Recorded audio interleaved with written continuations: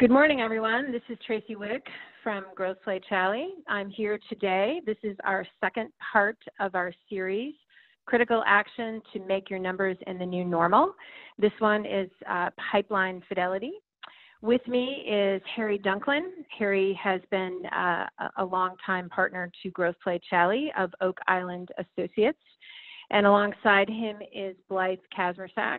She is the CEO of Use and Connect. And you're in for quite a robust dialogue today about, I think, one of the most important topics for business owners, which is how do you get your hands around what your sellers are actually doing and enable them. What's interesting about Blythe and Harry together is, first of all, Blythe has, in her CEO role at Usin, it's an AI tool that's really designed to connect everyone to opportunity. So as a person running a business, she's going to share some of her insights, and Harry's going to bring best practices. So with that, I'm going to turn it over to Harry. A couple of housekeeping notes. Ideally, we would be sitting across from one another. Since we're not, please use the chat function. We designed this dialogue to be practical for you. So when you get back to your desk, there's something that you can do new or different. And again, if there's any technical difficulties, same thing, just ping us an email. With that, Harry, take it away. Thanks, Tracy, and welcome everyone. I appreciate the fact that you've taken time to be here with us today. What I put up on the screen now are the topics that we're going to cover today. We're going to start with the concept of post-pandemic planning. I think Blythe would agree that if anything, the sales role, the chief sales officer in any organization has become more complicated over time. And with the pandemic, it's introduced a lot more complications. We're going to start with talking about post-pandemic planning and what chief sales officers in either the target companies or the portfolio companies that you might be focusing on are thinking about today. We'll segue then into the complications of selling that were basically coming down on us even before all of this hit.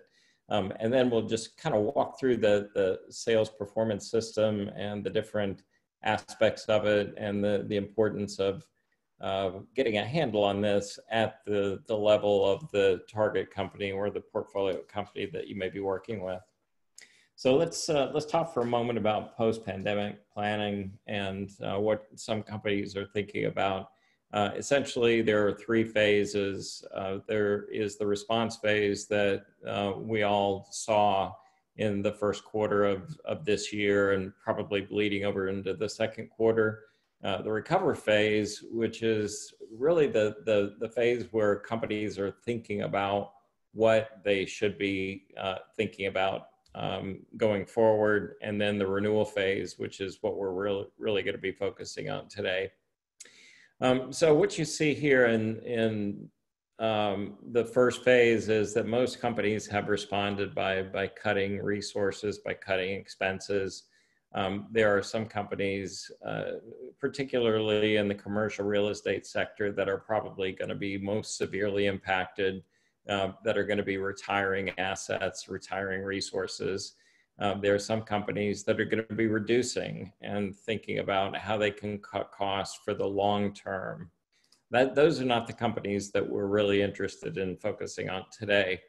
Most of the Fortune 500 companies would love to return to something that would be a pre-pandemic normal. I'm not sure that we would agree that there is anything that's going to be normal about the next 12 months, but I think a lot of companies are thinking that it would be nice to return back to that. What we're really most concerned about is if you're a private equity partner at this point, you may have companies in your portfolio or companies that you're looking at that are either reinventing themselves. In other words, they're looking for opportunities to grow their business by potentially reshaping the application of resources and products that they have today. or they're potentially rescaling themselves, which is really just thinking about it, the post-pandemic world in a whole new way. And these are companies that are going to be looking to reapply themselves to rescale. So with that behind us, what we want to look at now is some of the complexity that's essentially been coming down on us. This was a study that was done in 2019, actually, by CSO Insights. And what you see here is that over 70% of companies really want to wait until after they've defined their needs before they even talk to a seller. So this was something that was happening before this pandemic hit. Now it's probably getting worse and more complicated. And we'll talk about that in a moment. But what you see in the lower left-hand side is that this is another statistic that came out of this study that CSO Insights did, was that 23% of buyers see salespeople at your portfolio and target companies as resources that they want to engage at some point in the sales process to get some sort of insight and knowledge. But at the same time, 35% of the people that responded were saying that they would prefer to go to the website of the company rather than talk to a salesperson. So this is something that is weighing down on us even before all this pandemic hit. And Blythe, I don't know if you have any thoughts or opinions about what you've seen at your own company or in other companies that you've worked with, but does this ring true, and is this something that you're seeing? Absolutely. You know, there was a point where the buyer was coming into the sales conversation really looking to understand product and looking for help understanding the market, with just so much now available and people so much more savvy about doing their research ahead of time. Buyers are just so much more informed that if you're not creating value around understanding, helping them understand their challenge or problem differently, or helping them understand solutions or components of the solution that they didn't see before, you're not adding value, whether it's sales or, you know, whatever kind of marketing strategy you're doing. And so it does, this shift that you're describing, now that we've kind of cut off a lot of human direct conversation, is even probably more severe than a lot of the stats that came out over the last few years kind of describing this shift. So this is just an interesting dynamic around what buyers' behavior is going to continue to evolve towards. Yeah, thank you, Blythe. And that's this brings me to this next slide, and this is the last slide before we get into really looking at the sales system. But one of the things that CSO Insights was seeing was that we as providers and as providers of services are actually dealing with the complexity of the customer by becoming more complex ourselves. And so as you see on the left-hand side, the average number of decision makers in any complex sale is migrated to 6.4 from a little over 5 in 2018. And how are we responding to it? Well, we're adding more people. We're you know, basically have this what I would call an 18-leg sales call, where you've got potentially customers touching 9 functional areas. So, you know, the concept of complexity is one that we just can't overcome. But I do want to call your attention to the lower left-hand side of this, that if you recall a couple of slides ago, we talked about companies deciding what their trajectory is going to be post-pandemic. Well, it's not just you deciding as a partner in a private equity company, but it's your portfolio companies that are deciding, it's your target companies that are deciding, but it's more importantly, it's their customers that are also deciding and their competitors that are also deciding. So as you can see, there are lots and lots of moving parts. And the thing that we need to do as practitioners is really focus on the few things that matter most. So with that, let's talk a little bit about the sales performance system. This is really when Tracy introduced the concept of the call today, really we're focusing on 4 areas in these 4 weeks. Last week we focused on talent. This week we're focusing on all aspects of the pipeline. Next week will be leadership with an emphasis on coaching. And then the final week will be a guest speaker named Mike Kunkel, who's going to talk about sales enablement. These are the 4 elements of the sales system that we're talking about. And within the pipeline, there are even 3 breakouts. And what we're concerned about within any pipeline is at the top of the funnel, there's the concept of generating opportunities, demand generation, and how to fill the top of the funnel with qualified leads that then make it through to opportunities that are then managed. So these are qualified opportunities that your sales forces are then trying to close. So they're trying to convert a qualified opportunity into a closed piece of business. And then, of course, on an ongoing basis, there would be the concept of managing relationships. So we're going to cover a little bit of all 3 of these today. And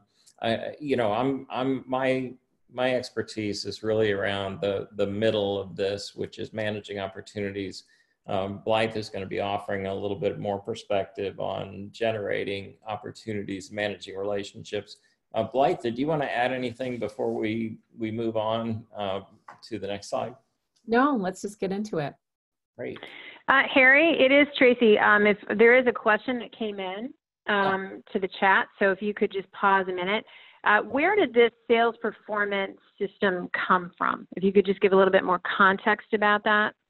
Yeah. This the sales performance system really is the result of probably 2 or 3 decades worth of focus by a lot of companies. If some of you on the call may be familiar with the Miller-Heiman Group, that's essentially, I spent about 5 years working with them, building their consulting practice. And this is one of the things that we put a lot of pressure on over and over again to see if there were any other aspects of sales performance that companies needed to focus on. And we kept coming up with these dimensions as being the dimensions that have the most influence and most impact on the outcomes. And so if a company can focus on these elements, these 4 elements, and then even drill down in certain areas, like in this case in the pipeline, the breakouts are generating, managing, and managing opportunities, and managing relationships.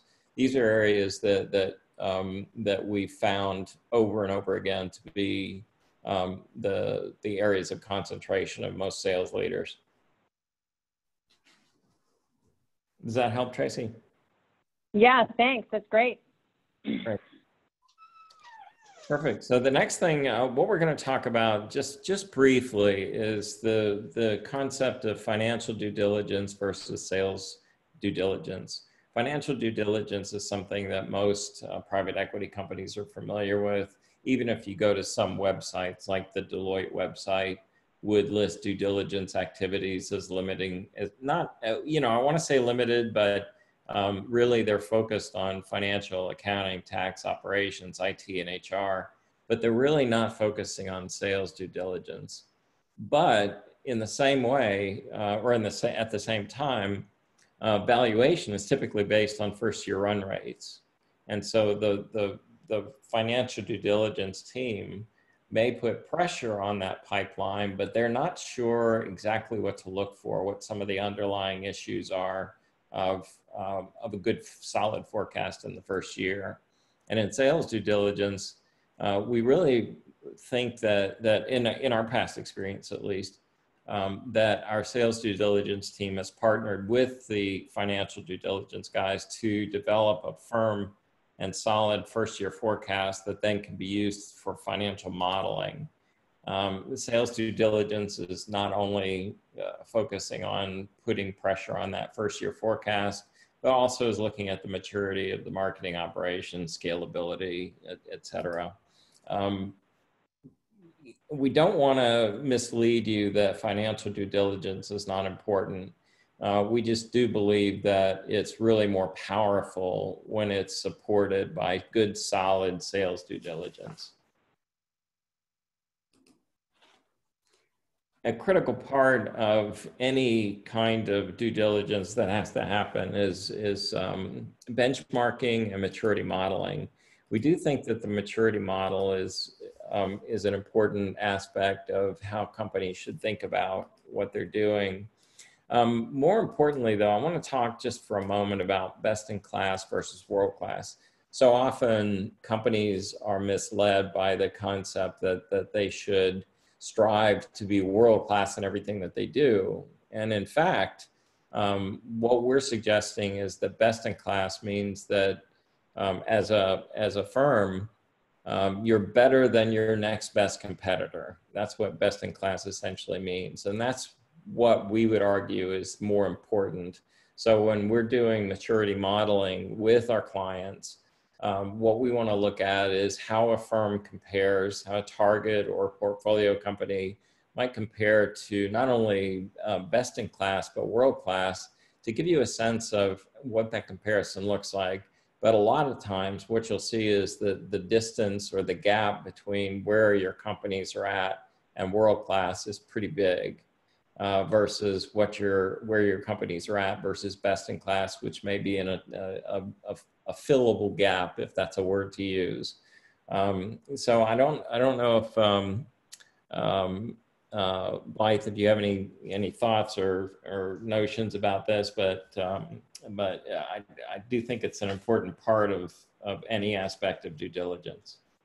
I think this is a really interesting distinction that you're making because, folks, as they evolve in their career, bring the frameworks from the places that they worked previously. So I grew up at an organization that was world-class in many areas. And one of the big lessons I found as I went and led in other environments was that the investment to get to that just didn't make sense in certain businesses in a variety of areas, especially as it related to sales, marketing, and account management.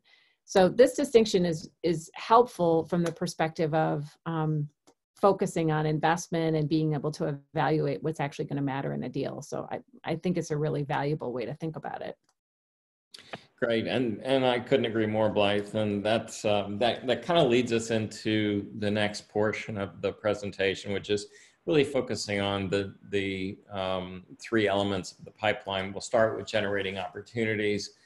This is a statistic that I thought was really interesting from CSO Insights. It looks at the alignment between sales and marketing. And I think we would all agree, everyone on this call, that sometimes there's a lot of strife between sales and marketing. And what you see here is there's a reason for that. And the reason is that only about 34% of companies have a really well-structured process around how sales and marketing should function together. About 31% of companies say they have an informal process, which means that it's a little bit hit or miss. But what's really interesting about this statistic is that in the lower left-hand side of the page, what you see is that about 29.5% of companies that were surveyed said that marketing and sales don't, or that do have a common lead definition, which means that the balance of companies, 70% of companies, really don't. They don't agree on what things like a marketing qualified lead and a sales qualified lead should mean to each other. And what that means is that it's really easy to get into a little bit of strife between the two functions. The one thing I would add here is, just go back a sec here, Harry, is on this particular point is one of the easiest ways in a due diligence process to figure out the predictability around that front end of the funnel. So if marketing really understands where sales can win and they present those leads, it's going to drive a predictable funnel.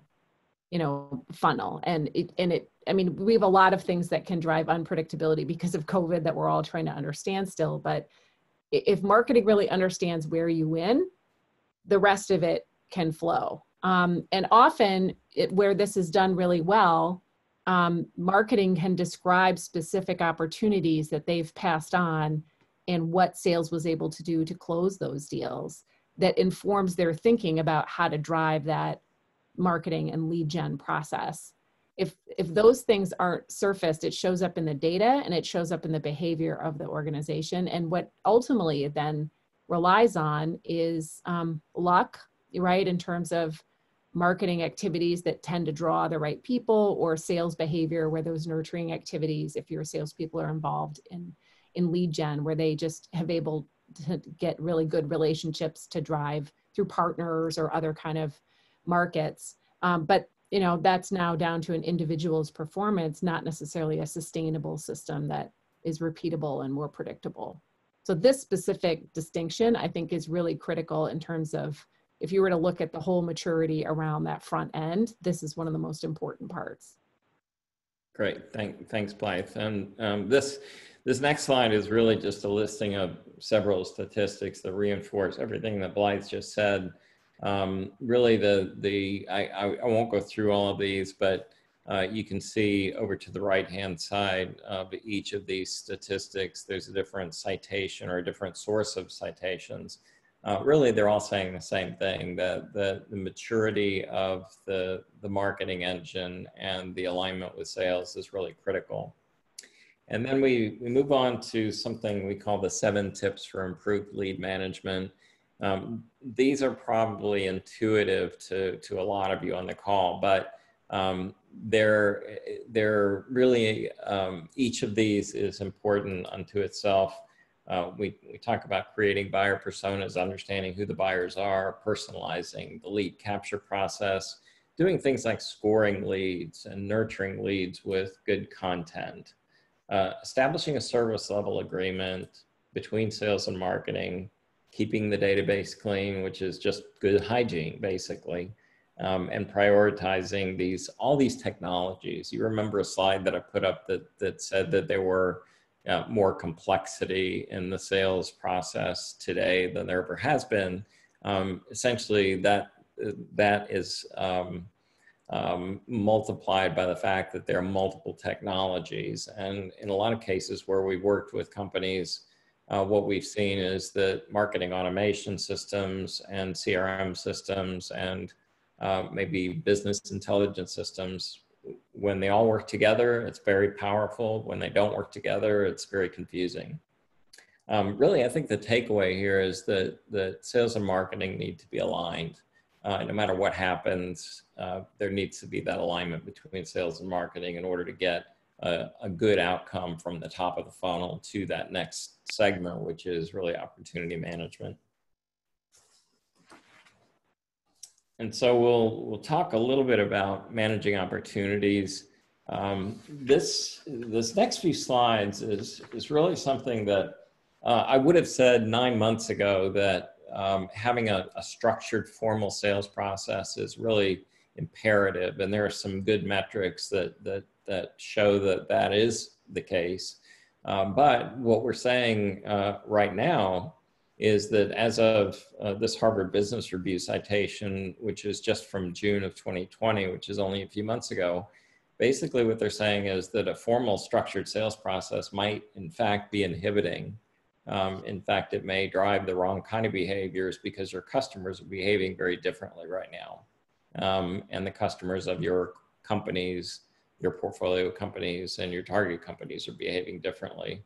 So basically what we're saying here is that we still believe that having a dynamic sales process makes sense, but the progression from informal to formal to dynamic might not be as clear cut as it has been.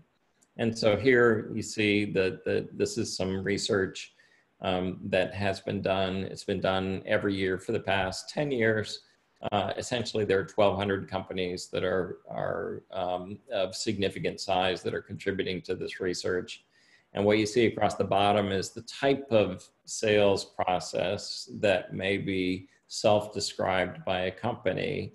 And what you see on the other axis, from approved vendor to trusted partner, essentially are customer perceptions of how they perceive a company and how they perceive the buying relationship with a company. And then what you see here on this next page is that the responses of different companies, this is in 2019. It was a world-class sales practices study that was conducted by CSO Insights. And what you see is about 25% of companies are operating at level 1, 45% at level 2, and a little over 30% at level 3.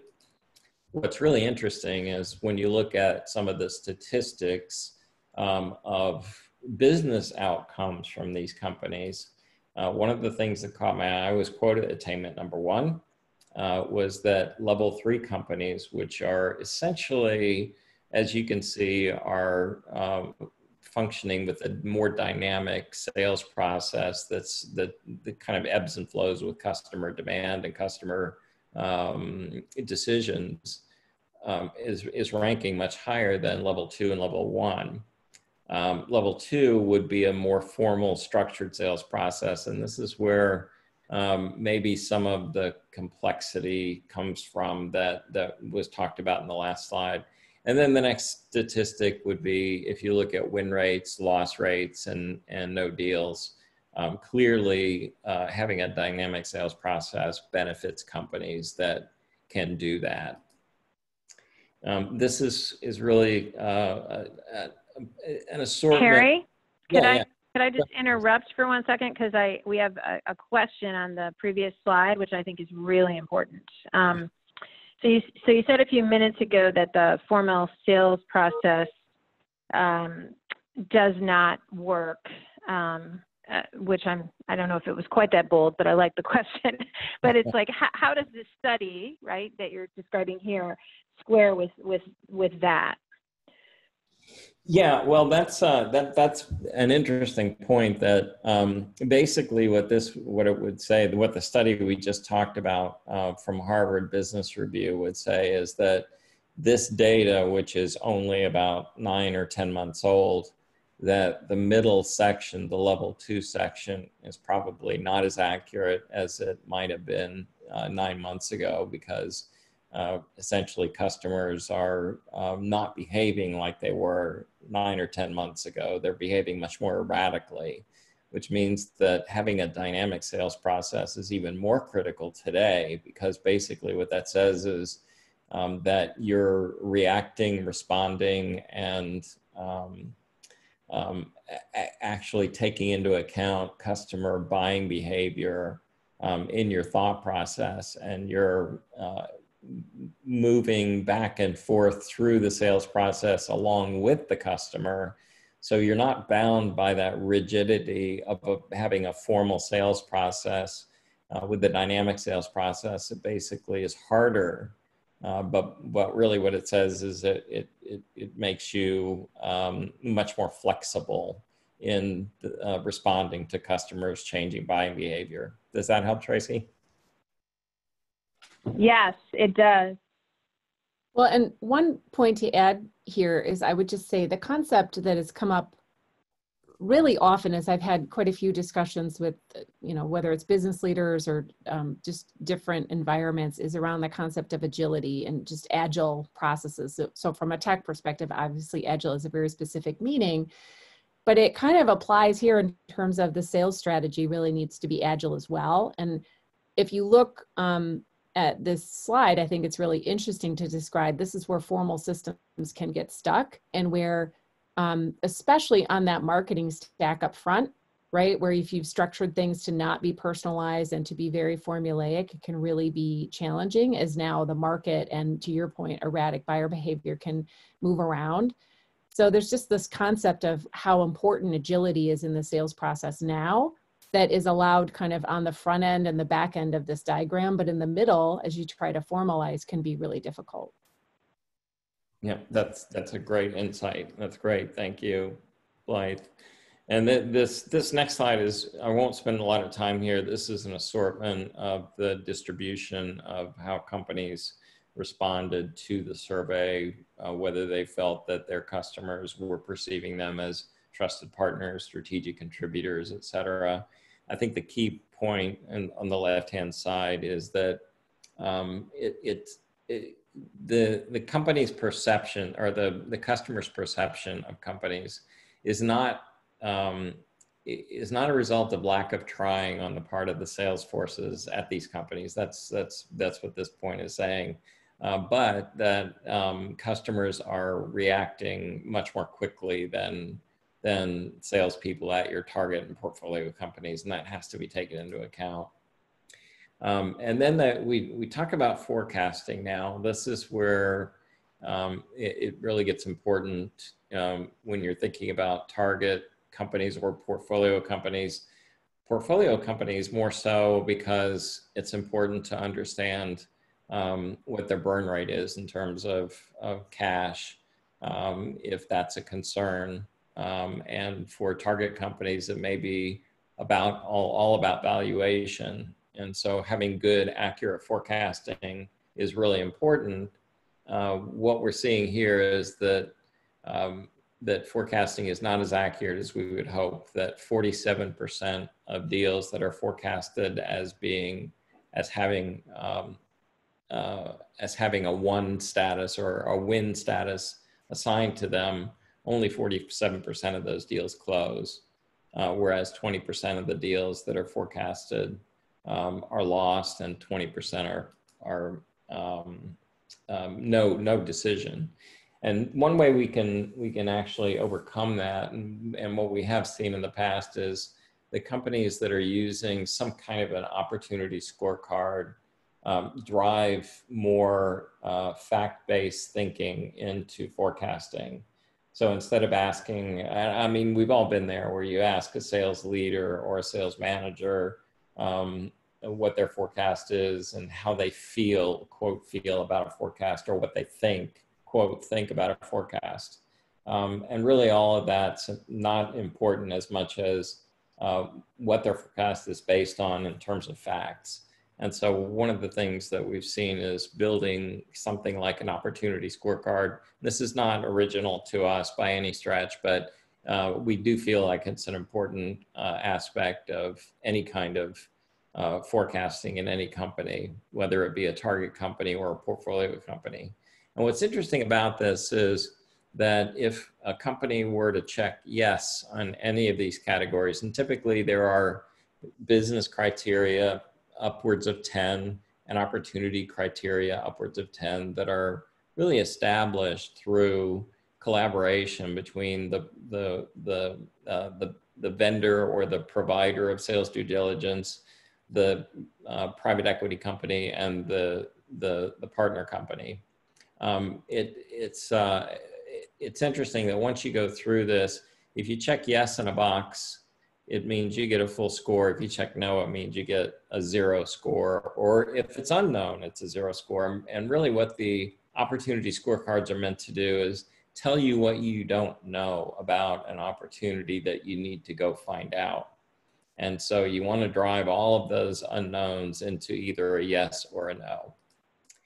One of the companies that has done a really good job of this is McKesson Pharmaceuticals. They use a scorecard that they've developed. They've taken the concept of the scorecard, they've customized it, and one of the companies that we work with did a correlation study of scores on the scorecard versus deals that were won, and you can see that there is almost a geometric correlation between scores above 55 and the rate that the deals are won, and it's even stronger above a score of 80. So out of a score of potentially 100 points, what we're striving for is to have enough boxes checked in the yes column to give us a little bit more than 80 points. Okay, and one of the aspects that I wanted to point out, or one of the points that I wanted to make, is that recently we used this scorecard working with a private equity company and their portfolio company. And what we realized after applying the scorecard to deals is that the first year forecast of business was about 20% lower than was originally forecasted by the operating company or by the target company, and what was confirmed by the financial due diligence guys. What we were able to do by applying the scorecard is reduce that forecast. That was the issue. The answer is that we did build a scorecard. We applied it, we worked with company management and with the private equity company management. And what we did is we established the scorecard, the criteria, the scoring system, and we applied it to all deals north of $50,000 in terms of US dollars. What was interesting is that even though we deduced from applying the scorecard that the valuation of the first year forecast was reduced by 20%, it didn't affect the value of the operating company from a private equity company acquisition perspective. But what it did do is it impacted the structure of the deal. And so what we found is that the valuation was not impacted, the structure was impacted, but the structure was basically saying that the company management had pretty good confidence in their ability to deliver, and more was put at risk through the earnout process. So before we move on to managing relationships, any thoughts, questions, comments?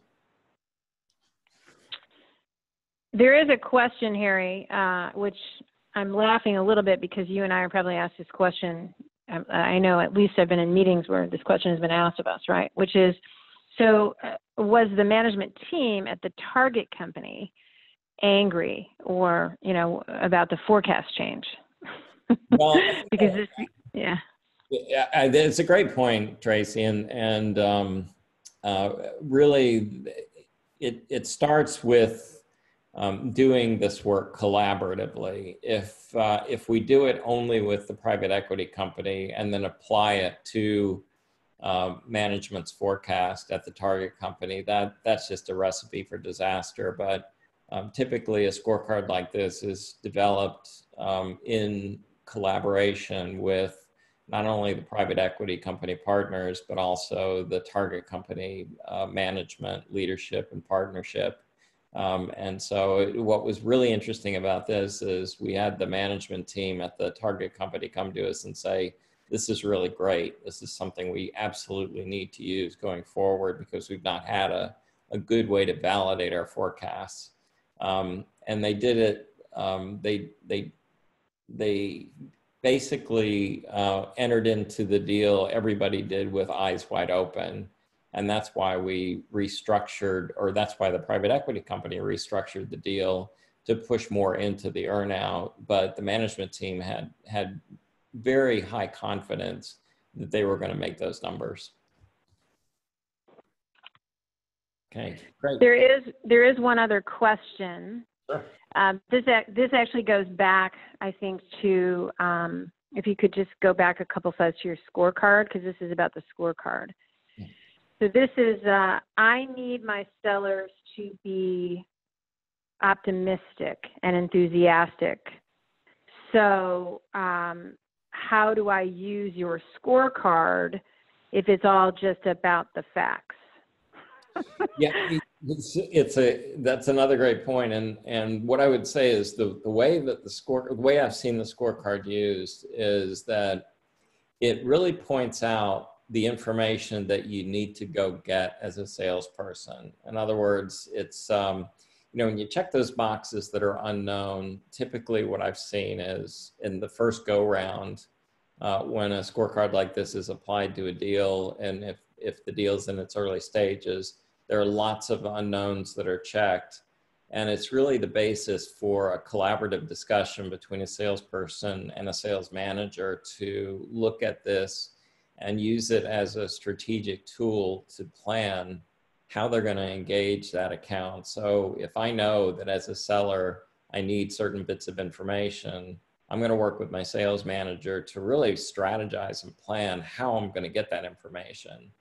And it's really, it becomes more of a discussion about how to win a deal. versus how you feel about a deal, which sometimes can yield a lot of optimism up to the point where you actually lose the deal. And this forces salespeople and sales managers to very early on in the deal, look at the deal and say, look, I'm missing key pieces of information that I need to go get. And it kind of levels the playing field, if that helps. The other thing I would add is that as salespeople get questions like this, they can help them prioritize where they spend time. Yeah. Right? Because the most disheartening and demotivating and unenthusiastic behavior from a salesperson is when they put a bunch of time into a deal and it doesn't close. So how do you get them on the higher probability, of that 50-50 split, right? How do you get them on the ones that are more likely to win through that qualification exercise? And then to your point, if you can't answer certain questions, that's a great opportunity to re-engage your prospect to get that information. It's a great point, and then that's one thing that if you look at the McKesson deal, one of the things that McKesson found was that they used the scorecard to disqualify deals early in the process. So Blythe, to your point, is they didn't waste time. They had limited resources, and this is especially true now. I don't know how many companies I've talked to in the last 3 months who have said, look, we've still got our number to hit, but I've got fewer resources to work with to hit that number. And so this is a great way to prioritize where to spend your time. Great point, Blythe. Okay. And I would just add, because I've seen the material for next week when we talk about management, when we talk about that system, on coming attractions for next week, we're going to get into more specifically what I believe is, and I know, all of us on the call, the role of coaching and the first line sales leader to really use these things that we're giving you to do exactly what you're all describing, which is to really understand how to focus your seller. So I think next week we'll take a deeper dive on how to use these, to really move things forward. That's great. That's great, Tracy. So then the last topic we'll cover, actually next to the last topic, is going to be the final portion of the pipeline, which is managing opportunities. The interesting thing about this is for a company that's relatively mature, so if you're looking at a company that's been in business for 5 or 6 years or more, probably 70% of the revenue comes from existing accounts. But one of the things that this study pointed out is that penetration of other business units and cross-selling or upselling is definitely something that's an opportunity for most companies. And so this is an area where we think that yes, 70% of revenue does come from existing accounts, but probably more revenue could come from these accounts if these two nuts are cracked, if there's a way to get into companies and penetrate even deeper or wider, or even cross-sell or upsell, if that's an opportunity for the company that you're working with. So Blythe, I don't know if you have any perspective. This is an area that we don't have a lot of data on, but certainly there's a lot of strong feeling about. I would just say a couple things. So many a deal has been done around an idea around upselling or cross-selling between businesses. And when you think about the potential of that, it can be fantastic, right? When you take complementary services and bring them together and you're able to use an account management function that can do that well. I think some of the things to think about in order to make that bet or not, or to understand the predictability of that bet or not, is I have seen people get enamored with product and not really spend as much time on ideal client profile matching and target market matching.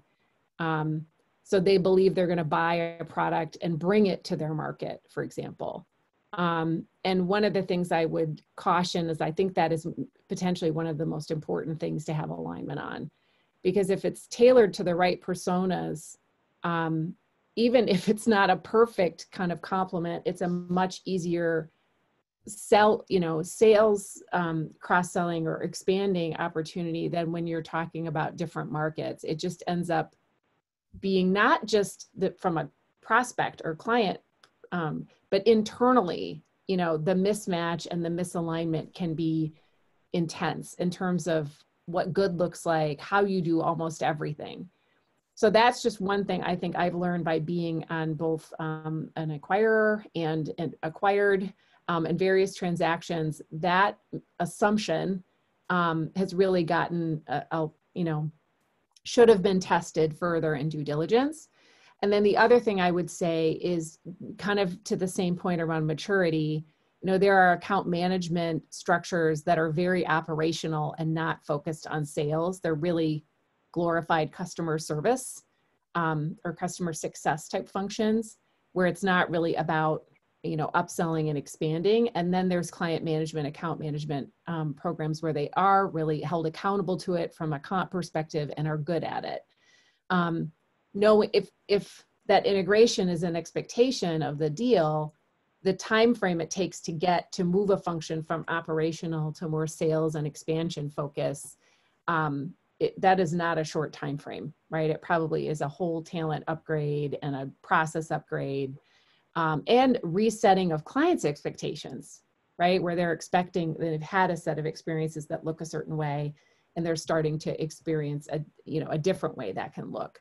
Having led kind of a re-engineering around an effort like this, I would say this is one where going back, I would have asked some of those questions up front and had a much more realistic view of how long it would take and how much synergy was really there. That's a great point. It's a great insight, Blythe. And what I'll end with here, and then we'll move on to what we can do about 2021, is we talked in the last segment about focusing on using something like a scorecard. And essentially, basically what we're saying is we want to introduce fact-based conversations into the conversation that the salesperson has with the customer. The reason that that's going to happen more often is when the salesperson and sales manager or sales leader are talking about those deals, again, using facts to base their conversation. And the only way that kind of communication is sustained is if at the PE partner level or at the sales leader level in your target or portfolio company, if that kind of behavior is reinforced.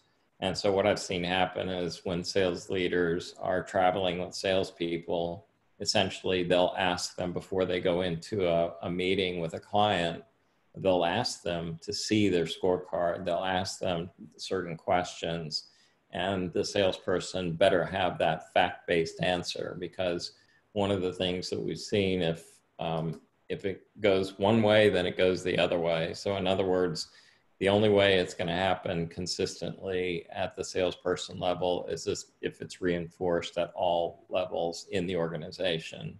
So that's what we're asking you to do as private equity partners, is to reinforce this kind of sales behavior, the behavior that you expect your portfolio and target companies to have is the behavior that you can impact and reinforce by example if you choose to.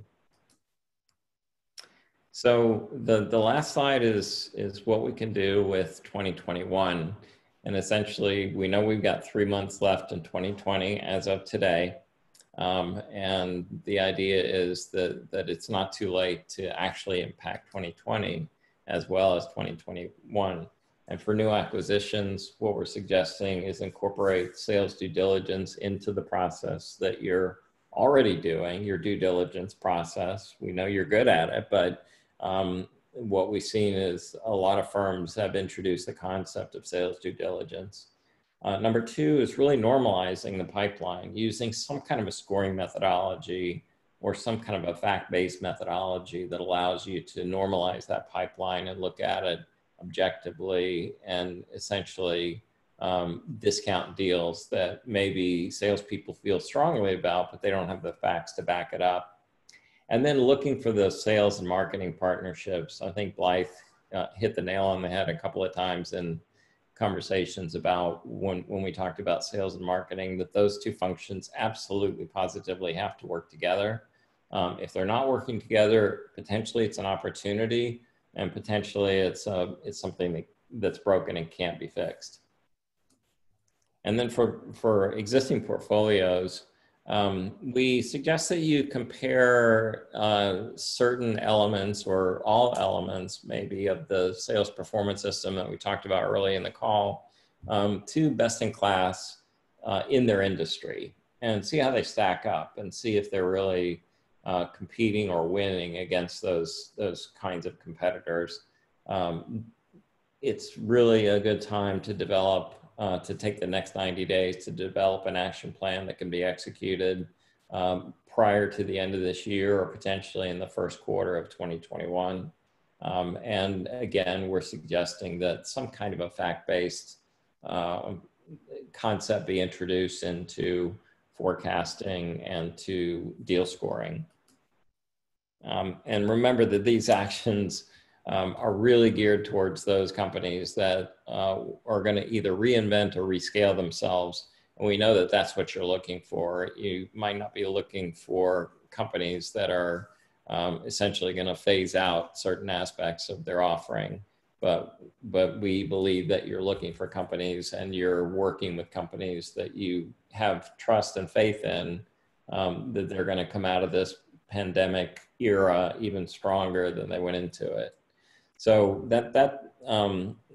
those are my thoughts. And Blythe, do you have any thoughts about this whole concept of ending the year on a strong note to set the stage for 2021? Yeah, one of the things it makes me think of is that when folks get into kind of a disgruntled year like this, whether it's an individual salesperson who had a bad year and is kind of like, I'm just going to give up on Q4 and focus on next year, right? Unless their job's at risk, that you could see them mentally kind of make that shift. Because folks like to win, right? And they want to have that kind of framework in place to win.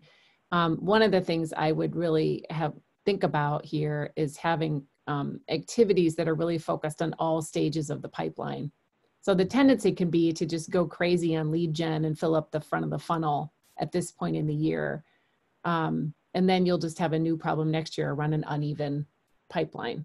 So the idea of really kind of nurturing that pipeline to set you up for next year to have stuff full in all stages of the pipeline is the only thing it made me think of how I've seen some people kind of take this type of situation and just almost give up on the opportunities that are in the pipeline and just focus on setting up for 2021, which is not a good move. Yeah, it's a great point, Blythe, and certainly we're seeing all kinds of behaviors out in the sales community right now, and certainly there are people that are giving up, and there are people that are seeing the light at the end of the tunnel, and they're trying to reinvent or rescale themselves to hit that. So with that, Tracy, are there any other questions at this point?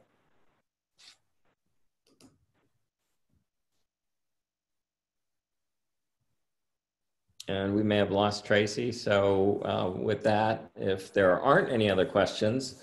Can you hear me? Can you hear me now? Sorry, I was on mute. Yeah.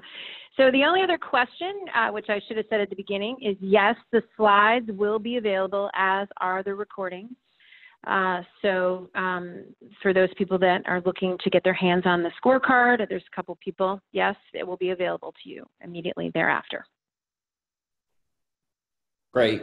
And with that, I do want to thank everyone for taking time out to attend with us and listening to what we had to say. And certainly, if you have any other questions in addition to what you've already heard, when you get the deck, there are going to be email addresses for both Blythe and myself. Feel free to email us with any questions that you have or any comments. Thank you. Thanks, everyone.